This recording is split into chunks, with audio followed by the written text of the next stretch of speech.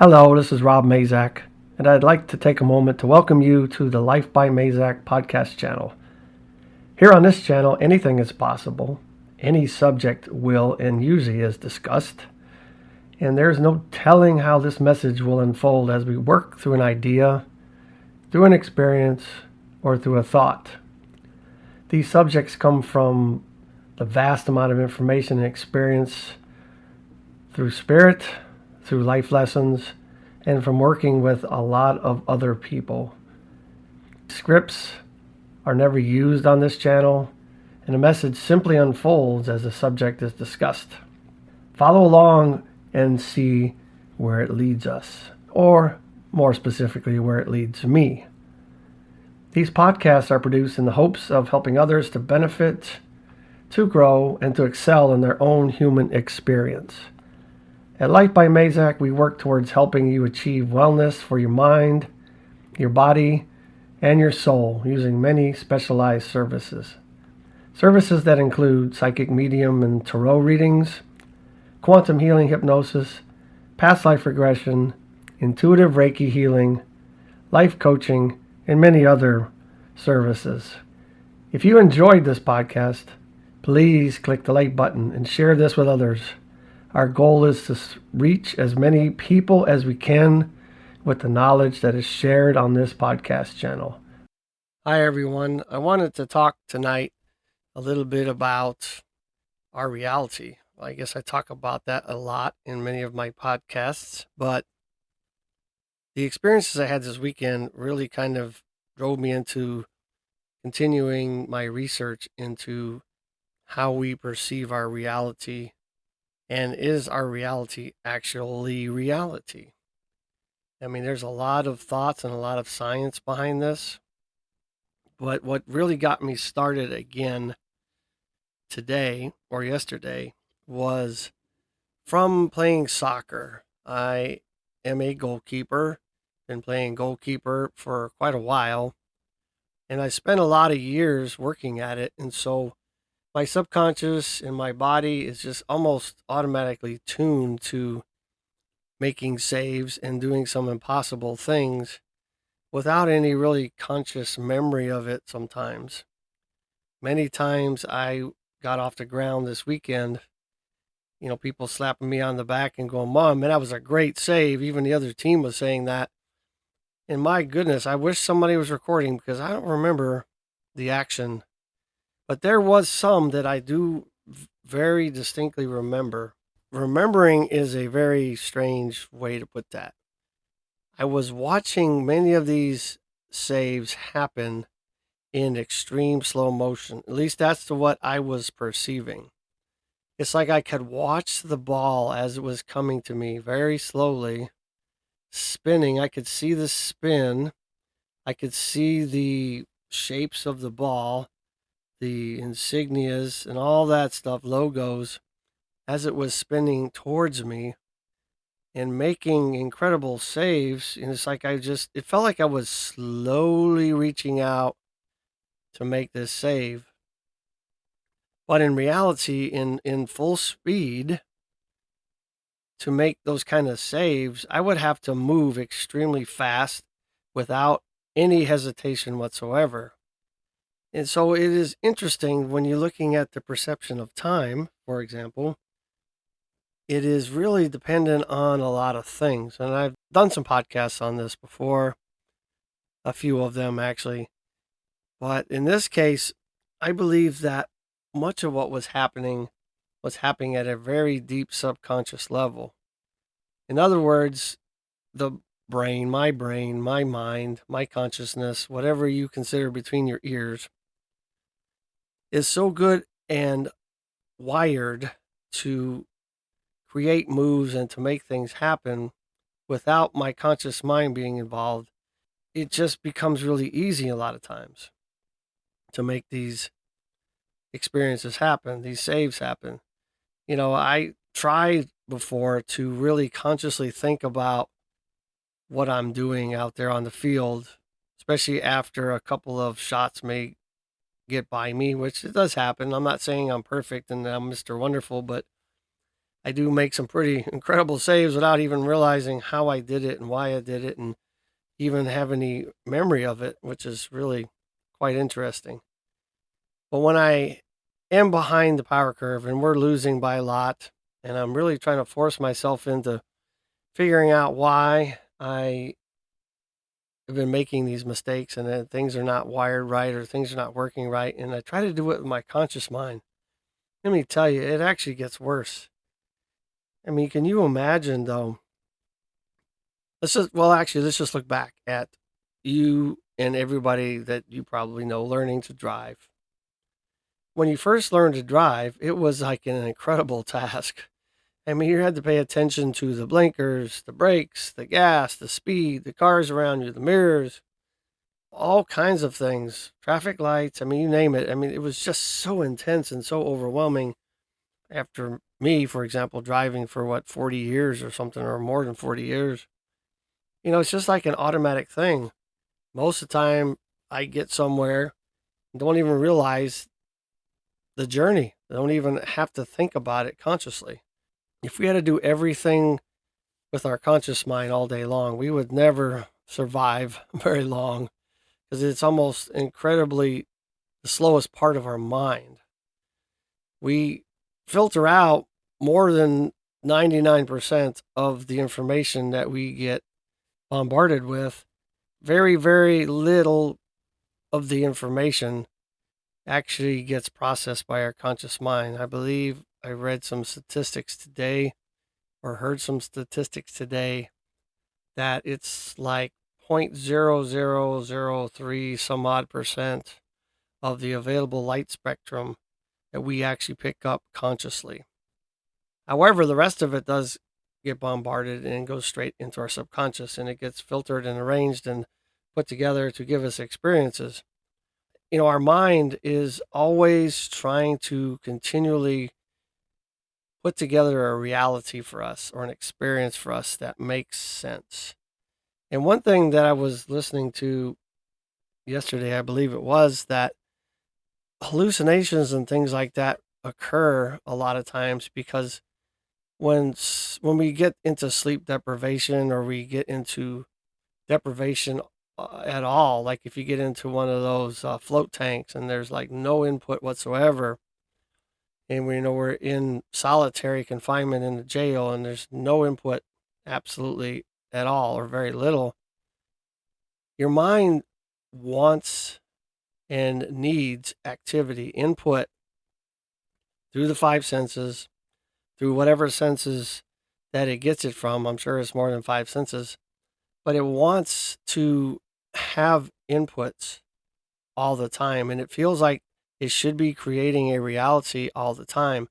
And so what happens is when you don't have any input for some reason, I mean, there could be a lot of reasons for that, probably lots of examples, but then it will go off and it will start creating those things. And some of them are just way out there and just absurd. And I guess hallucinations is the best way to put it. And so our mind is continually trying to create experiences.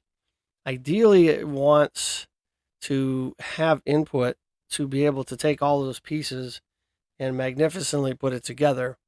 And it kind of creates it as you go along.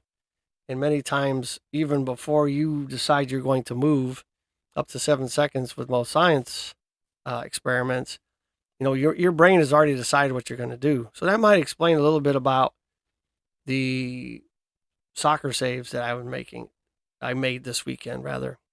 My subconscious mind probably made up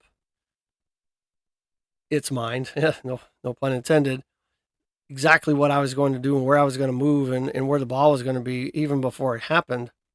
And if that's the case, then wow, I'll take it. I don't mind being the hero. It's kind of cool, right? But our mind really needs input all the time. And there's a couple of ways of looking at the mind or consciousness, right? It could be perceived as a receiver and a processor of the information it receives. And just like I said, if it's not receiving information for some reason, being deprived in some way, shape, or form, then it's going to figure out how to make those realities up. And it's usually what it is. It's just like these crazy things that we would never ourselves probably imagine or put together.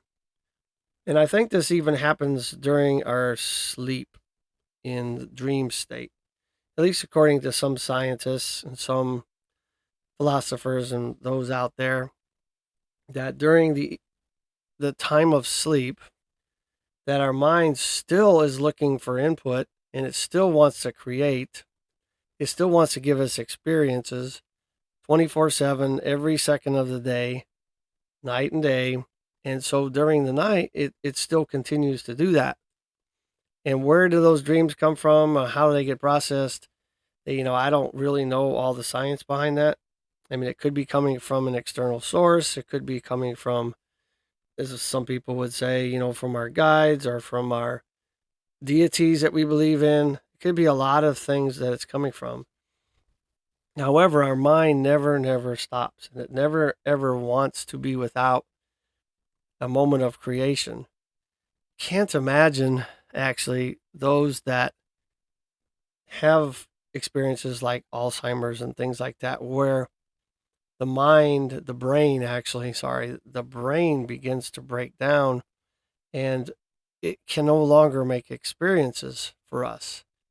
And can you imagine the thoughts and the experiences that are happening in those people's brains, those minds, when they don't have anything to construct the information that's coming in or put it into any logical sense? I just can't imagine that they're not going through extreme hell with all the crazy experiences coming straight in to their mind, unobstructed and without any order whatsoever. Man, that's just got to be intense. The other thing that I wanted to talk about is really an interesting thought, and it's something I had never really thought about. And so let's talk about deja vu for a minute. So vu is a French word, I believe. It means something to the effect that you are experiencing something that you were either have done before or were given that information previously somehow through a dream or through some intuition or something like that. And I've used that term a lot. People tell me all the time, well, I'm not psychic. I think we all are. And I almost always say, have you had deja vu? Oh, yeah, absolutely. I said, well, then you're psychic. You've seen something ahead of time. However, I got challenged with that information tonight, actually, as I was listening to a video. Somebody was talking about deja vu in a different way.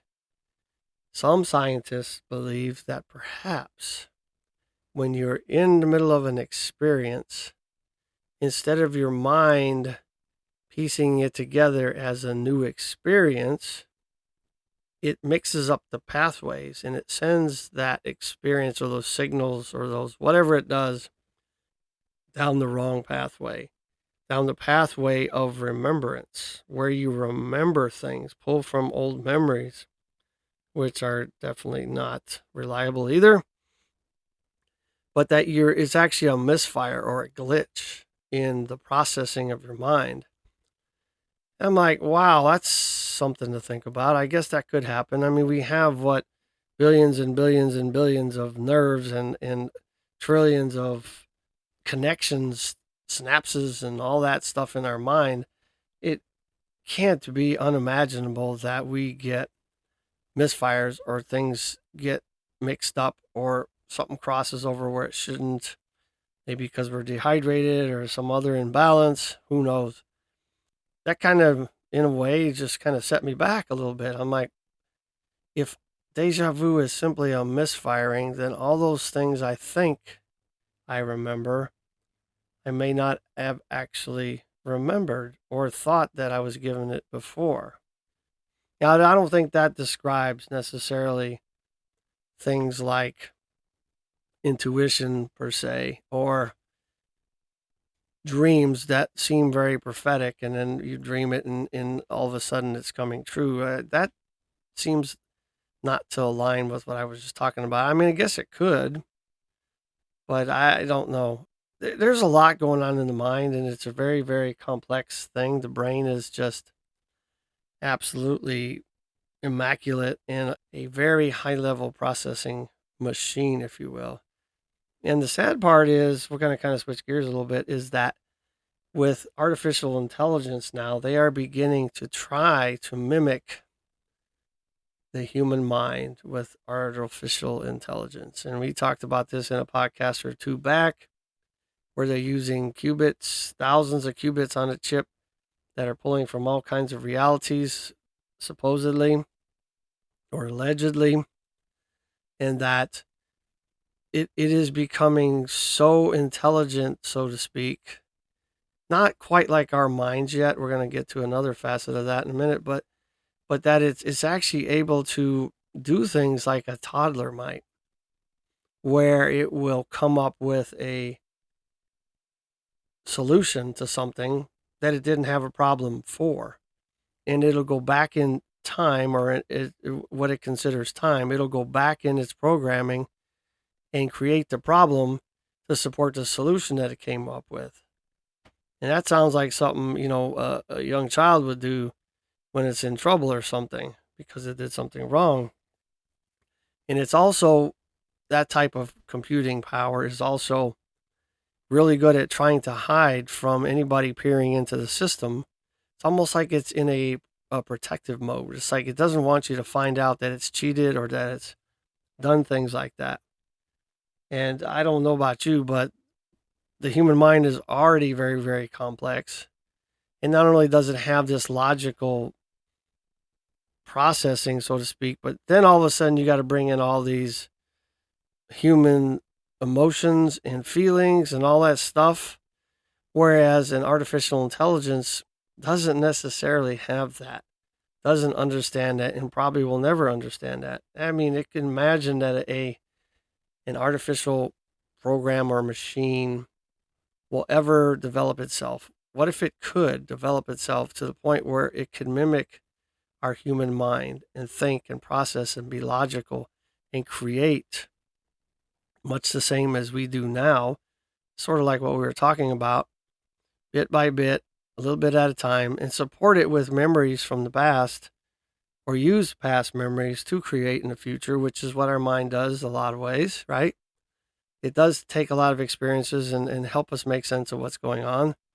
And if an artificial intelligence machine can do the same thing eventually, oh my goodness, that's going to be really scary. I don't know about you guys, but that really does bother me. And we watch movies all the time with it, and it's just absolutely crazy. But I was watching a video yesterday as well. If you can't tell, I do a lot of research and looking into things. And so what I'm talking about here, not necessarily my ideas, some of them are, but I'm not here to prove anything or convince you of anything. I'm just kind of throwing ideas out, things that come to mind, things that I've researched, things that I've looked at. One of the new things they're thinking about introducing to artificial intelligence to create more of a human mind, much like our human mind would be, is to introduce, I think they call it an entropy realm.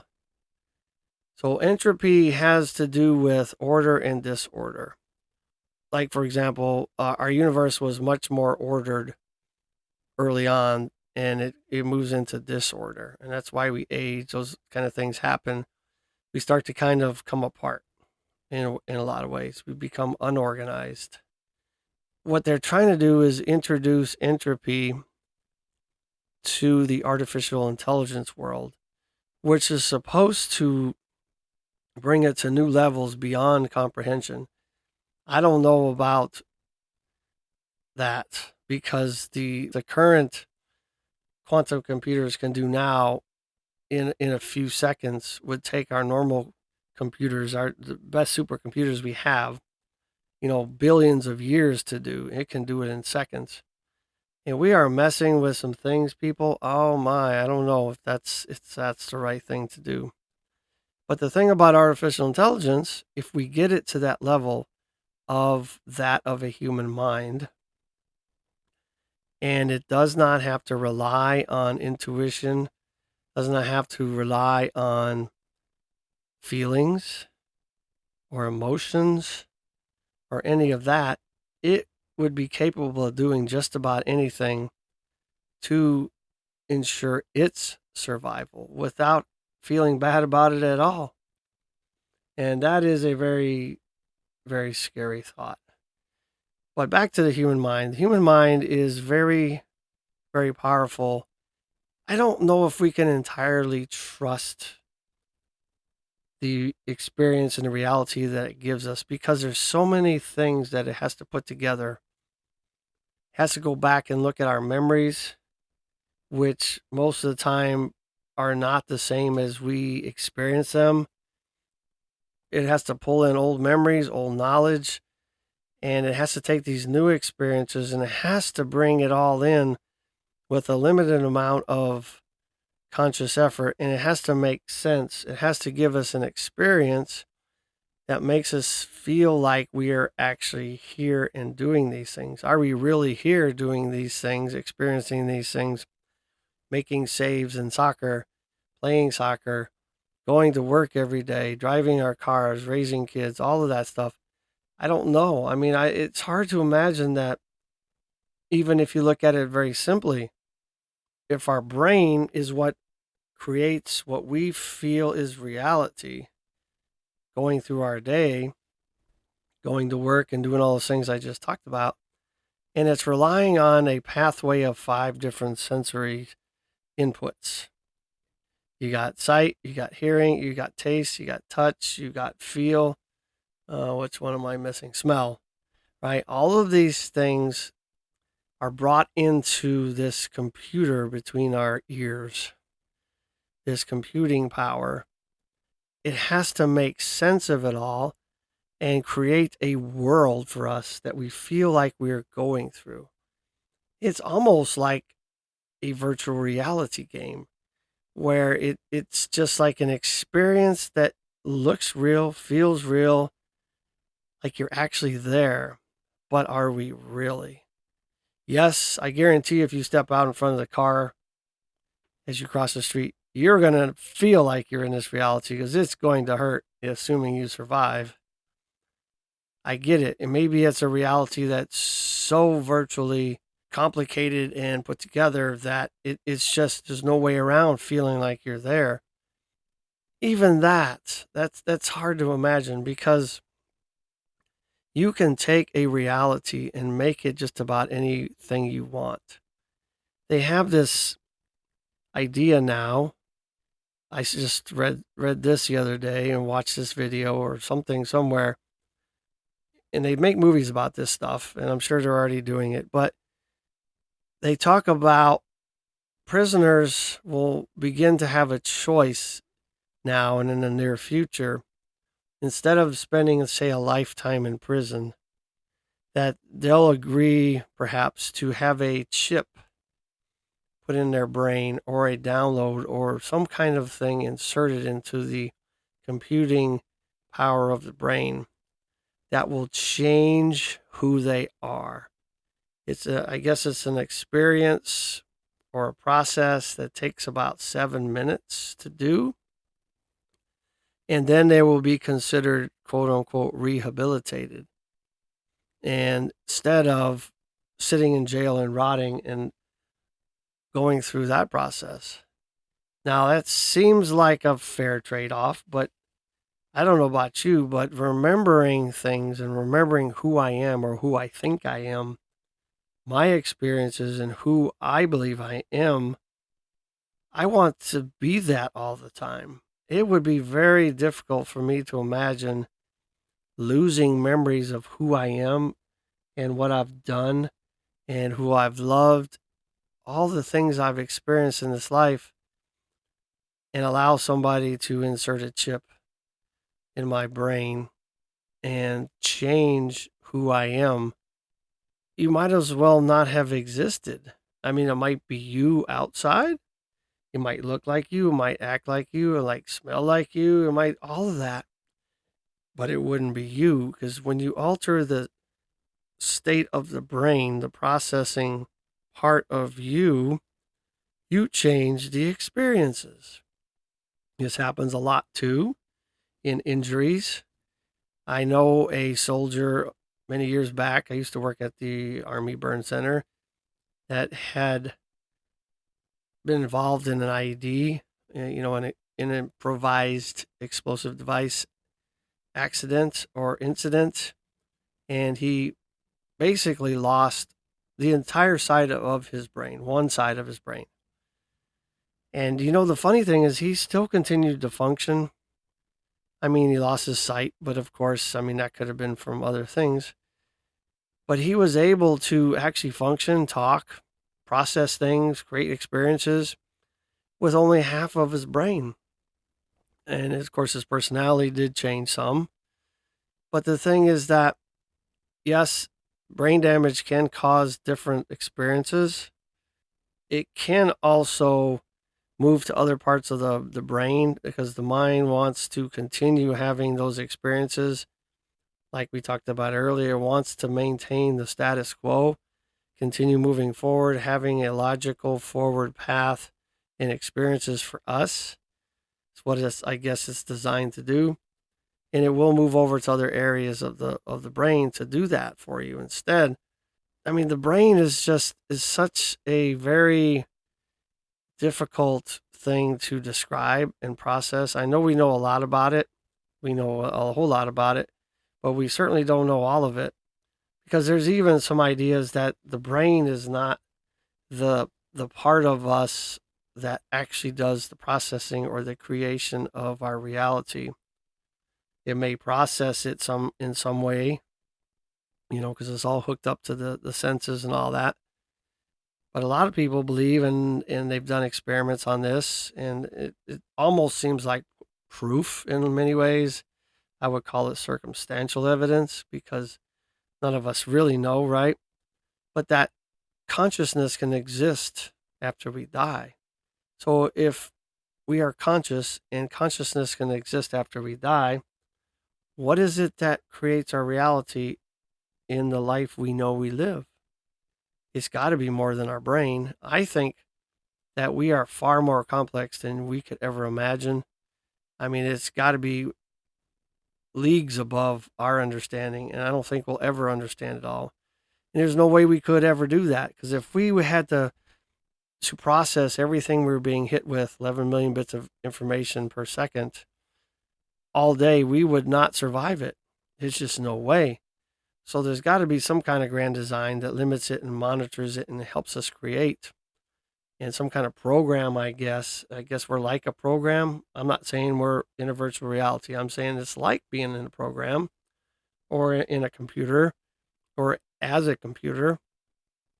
But I would like to say, though, that circling back to the original idea of this talk, I know I kind of circled around in different ways, trying to make sense of myself of all of this, is that can we really trust our experience? Can we really trust our perception? Can we really trust our truth? Is that really us that we're seeing reflected back in the mirror? Or is that just some creation that our mind comes up with to make us feel good about ourselves and give us an identity that we can carry through our life? Is that really us? Yeah, sure, we can take pictures with our phone, or others can take pictures of us, and it's probably similar. I think you get my point. I think that there's way too much going on in our mind, our brain, our consciousness, our body, all of that, our connection to God or the source or whatever is outside of us, to ever nail it down and to ever completely understand it, and even to completely understand our reality. But I would challenge you guys not to just go through life, going to work, coming home, eating dinner, watching TV, doing it all over again, waiting till the weekend or whatever time you have off, celebrating, drinking a bunch of beer, and watch football, one day start it all over again. And just go through life and just allow the body to get into lazy patterns and just give you the same experience all the time. Why not play around with it? Why don't you just, try to introduce some new things and see what your mind does? See what you can actually do with your life. I think this is where manifestation really comes in. Because if you're trying to introduce new experiences into your life, you're going to have to fight a lot of processes. You're going to have to work against many things that are hardwired in many ways, and we have to really diligently work at it. And so why not play around with it? I mean, it's an immaculate tool. I don't think we utilize it enough. I know I don't. I try to, and just like every human on this planet, we have a hard time staying consistent on what we want and what we think we want and what we would like to get out of this life. And so we have to really put effort into it to actually get something different out of our norm, because we got a lot of patterns that are just intertwined, especially when you get older, like myself. Those patterns are hard line wired in there, and they seem very difficult to unravel, even though they really shouldn't be. But, we have to disturb the norm, and we have to do something different in order to be different. We have to change something to actually change something. So I challenge you guys to try some experiments, to do some things, to, get out there and change it up, do something fun with it, and just see where it goes. I mean, create new realities. If this reality that we think we're experiencing is something that is quote unquote fabricated or just made up in our brain housing group, then why don't we just insert some new things, give it some new inputs, see what it does? Why not? All right, I challenge you guys to go to my website and take a look around. It is lifebymazak.com, lifebymazak.com. I got the contact page, I got the appointment page, I got blog page, all kind of interesting things there, products. And I really love working with people because this is how I learn. This is how you learn. This is how everybody learns when we come together and we share ideas and we bounce things off of each other. Just like tonight when I was watching videos, I learned something completely new I never thought about. I don't know if it's true, but it doesn't matter. It changes my paradigm, changes the way I think. It challenges me to become different, right? And so I look forward to working with you guys. I look forward to hearing from you guys. Stay strong and live your life.